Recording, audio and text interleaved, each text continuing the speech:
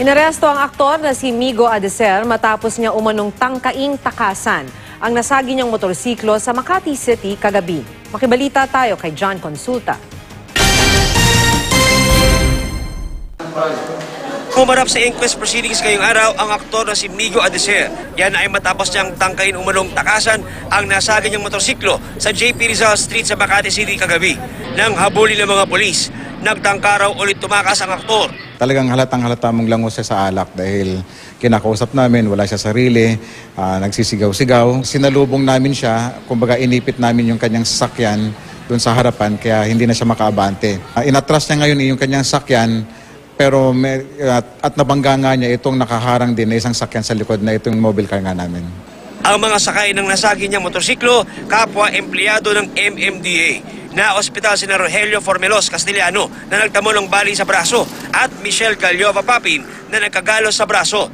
Alas 12:30 naman ng hating gabi nang ma-discharge silang dalawa sa ospital. Ayon sa pulisya, bago ang insidente sa JP Rizal Street, natikitan na raw si Adeser sa Rockwell para sa reckless driving. Doon ay may isinuko na siyang lisensya. After niya bigyan siya ng traffic violation receipt ng itong OVR, ay kanyang grinampol itong papel at itinapon at tinakbuhan din niya. So yung kanyang license na isunurrender, so naiwan dun sa naniket sa kanya. So tinakbuhan niya uli yun, umalis siya.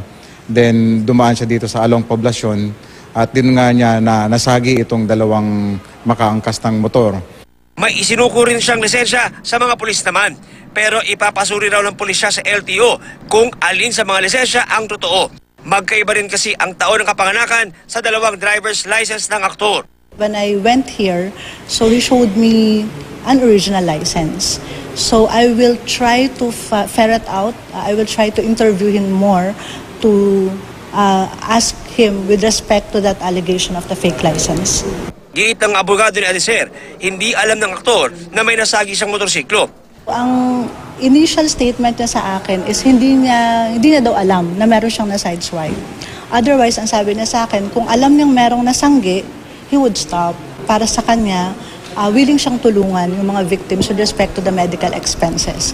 Kasi para sa kanya, aksidente naman talaga yung nangyari.